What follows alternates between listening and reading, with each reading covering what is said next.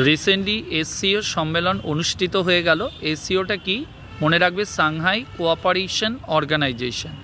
এদের 2025 সালে এই গ্রুপের আলোচনা বা বলতে পারো মিটিং, যেটা কোথায় অনুষ্ঠিত হয়েছে, তিয়ানজিন শহরে, চীনে।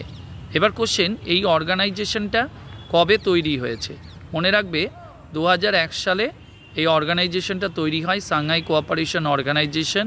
এবং এদের হেডকোয়ার্টার কোথায়? মনে রাখবে বেজিংয়ে এদের সদর দপ্তর।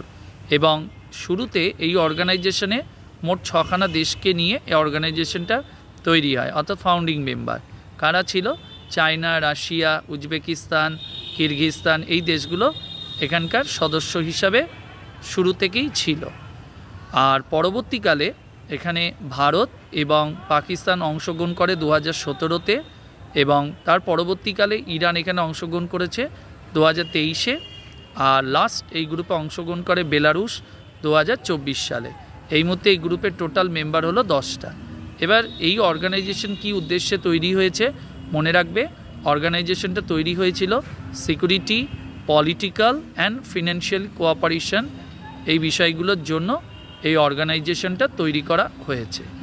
আর এদের মিটিং এবারে কবে হয়েছে? 31শে আগস্ট এবং 1লা সেপ্টেম্বর, দুদিন ধরে অনুষ্ঠিত হয়েছে।